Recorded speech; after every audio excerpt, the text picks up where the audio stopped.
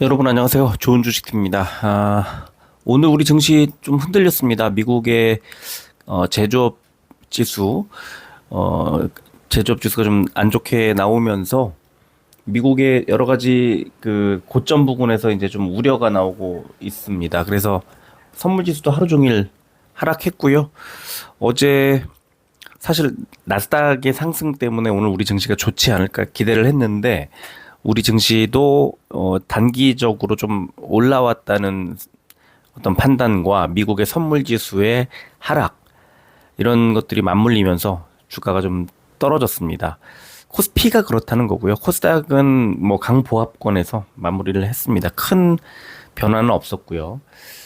이번 주에 중요한 이벤트가 이제 하나 지나갔습니다. 이제 미국의 그 제조업 지수가 지나갔고 그 다음에 6일 미국 이제 유럽 중앙은행의 통화정책 회의가 열립니다.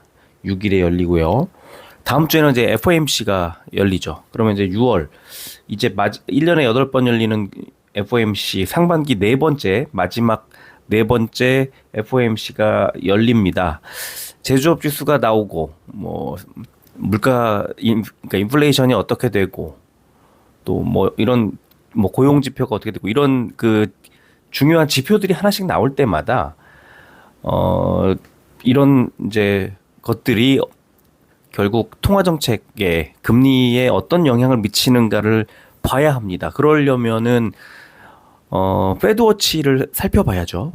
자, 지금 미국의 제조업 지수가 빠지는 상황. 그러니까 좋지 않게 되니까 금리를 경기가 나빠지는구나. 금리를 낮춰야 되는 거 아니야?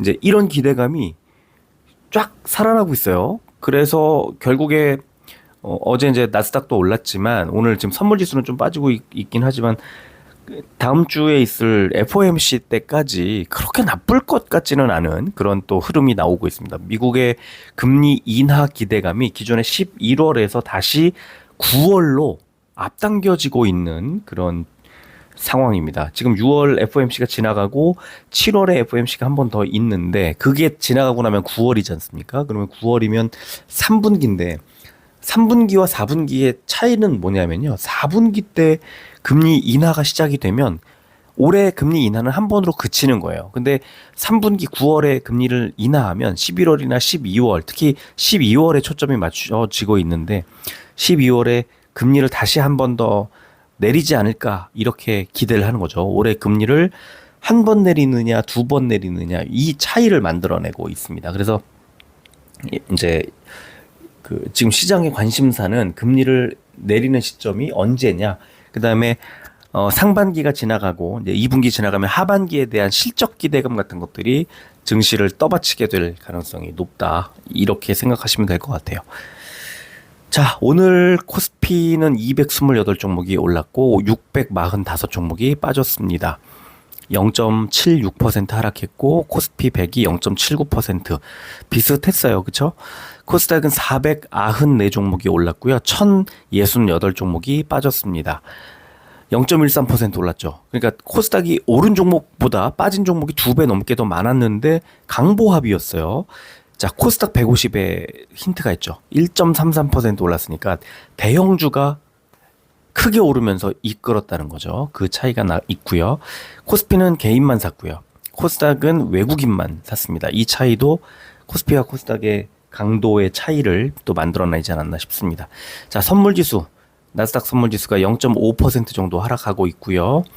원달러 환율은 0.01%딱 10 전 내렸습니다. 1376원 기록했고요.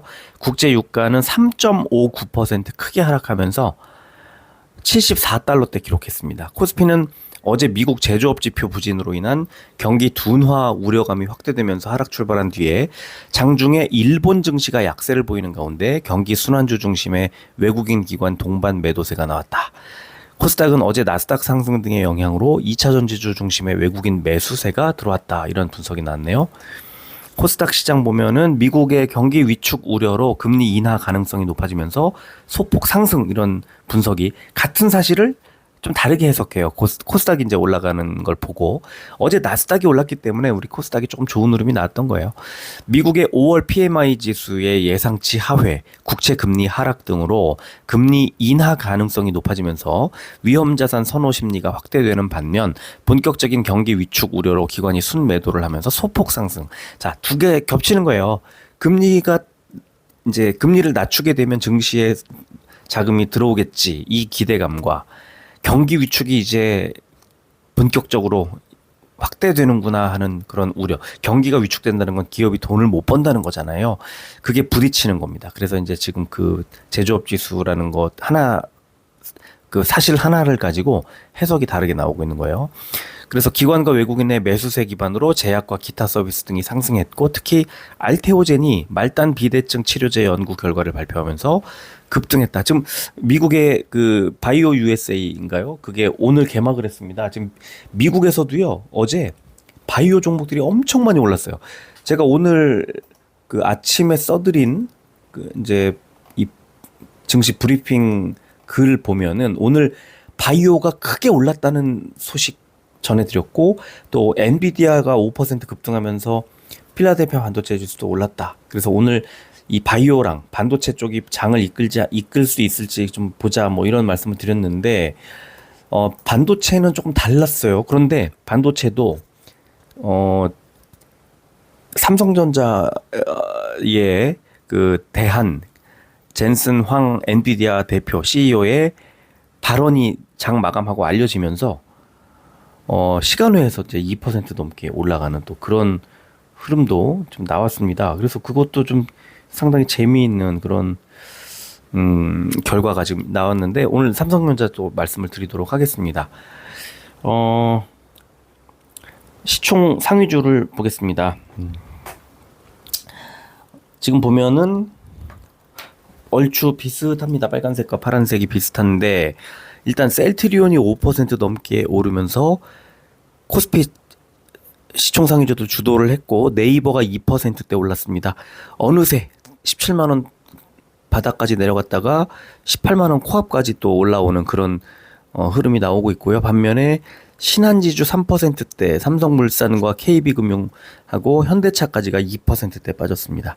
코스닥은 알테오젠 17%대 오르면서 오늘 에코프로가 3%대 오르지 않았으면 시총 2위를 알테오젠이 가져갈 뻔한 그런 흐름이 나왔습니다. 또 뭐 에코프로가 3%대, 엔캠, 셀트리온 제약, 삼천당 제약, 리가캠바이오, 오늘 바이오들이 얼마나 좋았는지 알 수가 있었고요. 자, 이따가 그 이 바이오 ETF를 제가 지금 저도 가지고 있는 이 종목을 하나 소개해 드리려고 하는데, 이렇게 코스닥 시총 상위주 알테오젠도 그렇고요. 지금 너무 많이 오른 거 아닌가 하는 걱정이 살짝 들고, 또 꼭 알테오젠이 아니더라도 다른 코스닥의 시총 상위 바이오들이 골고루 잘 갈 때 좋을 수밖에 없는 ETF 하나 이따가 보여드리도록 하겠습니다. 자, 코스피 의약품, 오늘 업종에서 의약품이 코스피에서 제일 좋았어요. 셀트리온 5%대, 유한양행과 동아에스테가 4%대 올랐고, 빠진 종목은 에이프로젠 바이오로직스가 7%대 하락이 나왔습니다. 자, 코스피에서 제일 안 좋았던 업종 유통업이었는데요. 포스코 인터내셔널 어제 급등 18% 급등했다가 오늘 10% 정도 하락이 나왔고, 대성산업, SK가스, LX 인터내셔널이 8%대 하락이 나왔습니다. 그거 어제 나왔던 뭐 석유, 가스 이런 뭐 대통령 발언이 이거 불투명해요. 이게 좀 신중했으면 좋겠다. 어제 방송에서 말씀을 드렸는데, 오늘 바로 증시에서 이 투자자들은 이 좀 신중하자 이런 쪽으로 모인 것 같아요. 의견이 오늘 좀 많이 하락했습니다. 자, 업종 코스닥은 기타 서비스가 제일 업종이 6% 정도 올랐으니까, AB온이 상한가, 인벤티지랩이 19%대, 알테오젠과 솔브레인홀딩스가 17%대에 올랐고요. 자, 오락문화가 제일 안 좋았습니다. SM이 8%대 하락하면서 업종 하락을 이끌었습니다. 코스닥 제약 상승 종목은 샤페론이 15%대, 지노맨 컴퍼니 11%대, 텔콘 RF 제약이 10%대 올랐고요. 자, 빠진 종목은 TNL 7%대, 아이큐어 5%대 하락했습니다. 공매도는 거래 대금 보니까 코스피는 효성중공업, LG에너지솔루션, 기아, 삼성 SDI, 한국가스공사 순이었고요. 코스닥은 에코프로 BM, 에코프로, 알테오젠, 유니테스트, 지오릿 에너지 순이었습니다. 거래 비중 상위 종목은 코스피가 OCI, TKG 휴캠스, 코리안리, 맵스리얼티1, 삼성카드 순이었고요. 코스닥은 GS베어링, 유니슨, 동국 SNC, JC케미칼, 비나텍 순이었습니다. 자, 오늘 5월에 제조업 지수가 시장의 예상치를 하회했다. 시장 예상치가 49.8이었는데 48.7로 떨어지면서 시장의 불안감과 금리 인하 기대감을 높이는 동시에 상황이 벌어졌는데, 자, 금리 먼저 볼게요. 6월에 FOMC 예상치 99.9 동결입니다. 금리 인상도 0.1%입니다. 그래서 6월에 FOMC, 다음 주에 있을 FOMC는 동결이 유력하다. 뭐 확실하다고 봐도 될 것 같아요. 자, 7월은 어떨까? 7월도 동결이 83.4.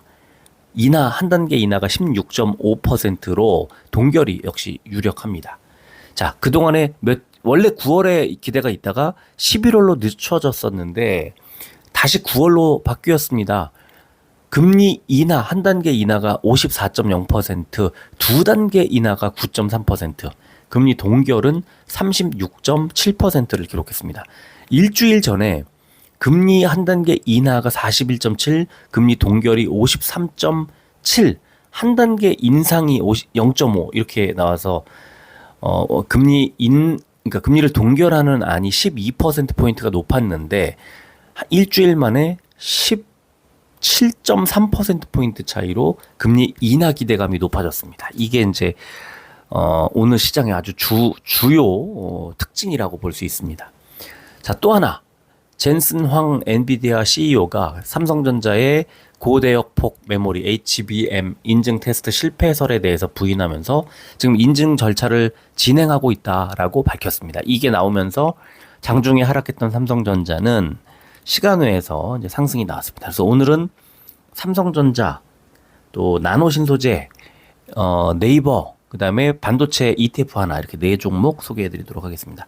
삼성전자 외국인이 37만 주 팔고 기관이 35만 주 덜었습니다. 양 매도가 나오면서 400원 빠졌는데 이거는 사실 보면은 그러니까 삼성전자 주가를 빼기 위한 그게 아니고요. 어제 산 것에 거의 뭐 외국인은 5분의 1, 기관은 절반도 안 되게 팔았잖아요. 일시적인 수급 조정이고요. 이거는 바로 반등이 나올 가능성이 높았는데 시간외를 보니까 2.39%, 1,800원이 올랐습니다. 77,100원. 장중에 3% 넘게 올라갔었습니다. 2,900원까지 올라갔었거든요. 거래량 1,638.69%. 그러니까 지금 삼성전자는 시간외를 토대로 유추해 볼 때 내일 8만 전자 가까이 붙일 가능성까지 생각을 해봐야 됩니다. 자, 일봉 보겠습니다. 어제 말씀드렸던 것처럼 241선 부근에서 바로 반등이 나왔다가 살짝 윗꼬리 달고 내려왔죠. 오늘도 양봉을 만들었지만 윗꼬리 달고 내려왔습니다. 그래서 121선 부근을 바로 뚫지 못하고 121선과 11선이 만나는 이 두 개의 이평선이 만나는 좀 뭐랄까요, 좀 강력한 저항선에서 눌렸습니다. 그런데 오늘 78,000 이제 시간외를 보면은 77,100원까지 올라갔죠.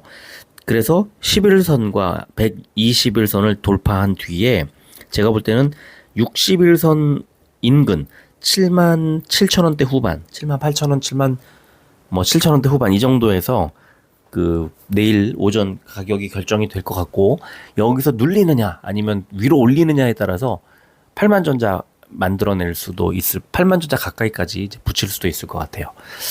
아주 중요한 순간에 엔비디아가 직접 지원하는 모양새가 나왔습니다. 자, 두 번째 종목 나노 신소재입니다. 오늘 외국인 기관의 양 매수, 특히 기관이 4만 주를 매수하면서 최근 한 달간 하루 순매수량으로 최고를 기록했는데 연기금 투신, 뭐 투신이 주로 많이 샀네요. 투신은 개인 펀드 자금인데 그래서 이 오늘 외국인의 만주 매수가 어느 정도 이게 작용을 한 걸까 이걸 잘 생각을 해봐야 되고 어제 제가 말씀드렸던 것처럼 11만 6천 원 부근에서 이제 좀 하락할 수도 있는 자리 그런데 시간외를 좀 보면은 이렇게 0.34% 400원이 올라서 11만 6,500원을 기록했습니다. 11만 6,100원과 11만 6,500원은 큰 차이가 납니다. 왜 그럴까요? 자, 일봉 차트를 보면 오늘 그 파란색 가로선 481선을 돌파했다가 윗꼬리를 달고 내려왔습니다. 지금 481선은 11만 6,200원입니다. 그런데 오늘 종가가 11만 6,100원이었습니다. 481선을 뚫지 못했어요. 그런데 시간에서 올렸어요. 그리고 내일 오전에 만약에 추가로 상승을 한다면 주가는 61선 부근까지 뭐 12만 원대 초반까지도 갈 수 있겠다. 그런데 눌리면 다시 481선 아래로 빠질 수도 있는데 일단 시간의 거래 결과를 토대로 보면 내일 시초가가 일단 강보합권에서는 이루어질 가능성이 좀 있지 않을까 싶습니다. 자, 세 번째 종목 네이버입니다. 네이버 외국인의 매도가 계속 이어지고 있는데 매도량은 점점점 줄고 있습니다. 그리고 기관이 11만 8천 주를 사면서 3일 연속 매수 17만 200원 기록했던 그저께에 비해서 바로 그저께가 아니죠. 금요일에 비해서 뭐 17만 6,800원까지 주가가 반등이 나왔습니다. 17만 원 정도가 주가 바닥으로 볼 수 있었던 자리인 거죠. 오늘 이 네이버 매수의 주체가 연기금이었습니다. 10만 주로 넘게 매수를 했습니다. 제가 볼 때는 지금 외국인의 매도가 점점점 줄고 있고 기관의 매도가 늘고 특히 연기금이 왕창 사주고 있어서 금투와 외국인 이 둘 중 하나 또는 둘 다가 매수해 줄 경우 단숨에 18만 원대 돌파하지 않을까 이렇게 예상할 수 있을 것 같습니다. 자, 네이버 시간에 보면 0.06% 100원 빠진 17만 6,700원 기록했습니다. 일봉 차트는 뭐 암울합니다. 오늘 장대 양봉이 나왔음에도 불구하고 아직도 과매도 구간이고요. 아직도 멀었고요. 오늘 5일선에서 출발해서 11선을 돌파하면서 마무리했습니다. 통상 이렇게 장대 양봉 만들면서 그 다음 이평선을 장악하고 지나가면 이제 그 다음 이평선까지 뛰어오르는 경향이 생깁니다. 21선인데요. 21선은 18만 한 2,500원 정도, 18만 3천원 가까이입니다. 그래서 18만 원을 돌파할 수도 있겠다라는 생각이 들고 수급 주체가 어떻게 아까 말씀드린 것처럼 외국인과 금융투자가 매수를 할 경우 네이버는 18만 원을 돌파할 가능성이 좀 높지 않을까 이렇게 봅니다. 아직도 좀 그 1년치 일봉을 보면 아직도 싸다는 생각이 들고 결국은 네이버가 가 있을 자리는 저 위에 481선 그러니까 올해 1월 달에 눌렸던 그 481선입니다. 지금 20만 4천 원대 기록하고 있고요. 결국 481선이 좀 밀려 내려오고 뭐 241선하고 만나고 이런 자리가 20만 원 정도가 될 것 같습니다. 결국 네이버는 이번에 이 상승 추세를 21선과 61선을 단숨에 돌파할 경우 20만 원 가까이까지 올라갈 가능성도 있습니다. 근데 이제 그거는 실적이라든가 뭐 다른 새로운 모멘텀이 나와줘야 되는 거고 지금 싸다고 해서 뭐 갑자기 막 수급이 들어오거나 그러지는 않을 테니까 좀 신중하게 접근할 필요는 있겠습니다. 다만 17만 원 바닥이라고 이제 제가 강력하게 말씀을 드렸고 또 매수를 했고 이런 자리에서는 지금 뭐 너무 기분 좋죠. 18만 원 가까이까지 붙이면 17만 원이 18만 원이 되는 거죠. 뭐 60% 아니 6% 정도의 수익률을 기록할 수 있고 이게 제가 말씀드린 대로 20만 원까지 간다. 17만 원에 매수한 게 20만 원까지 간다면 거의 20% 가까이 17, 8% 정도의 수익을 낼 수 있는 그런 상황. 그래서 그때에 따라서 거기서 눌리게 되면 그때 비중을 좀 줄이고 수익을 실현하는 뭐 이런 상황이 괜찮을 것 같아요. 지금 많이 쌓아져 있는 상황이기 때문에 그렇습니다. 자, 마지막으로 아까 말씀드렸던 ETF를 하나 보겠습니다. 이게 타이거 코스닥 150 바이오테크라는 ETF인데요. 최근에 좀 많이 하락했었습니다. 11,000원대까지 갔다가 9,700원, 800원까지 갔었습니다. 이 종목이 지금 다시 10,000원을 돌파했고 1,500원대까지 단숨에 2주 만에 지금 한 800원, 900원이 올라왔어요. 오늘 외국인 기관의 양매수, 최근에 기관 순매수 이어지고 있고 금융투자가 계속 사고 있습니다. 자, 이 ETF 어떤 종목들로 이루어져 있느냐? 알테오젠이었어요. 그리고 HLB였고. 그러니까 지금 이 종목이 하락할 때 원인은 HLB였고요. 상승할 때 또 요인은 알테오젠이 되고 있는 겁니다. 그래서 알테오젠과 HLB를 축으로 리가켄바이오, 삼천당제약, 셀트리온제약, 루닛, 오스코텍, 휴젤, 메지온, HLB생명과학, ST팜, 클래시스 등등을 가지고 있는 종목이고 주로 알테오젠과 HLB를 담고 있는 그런 회사다 이렇게 알 수가 있고요.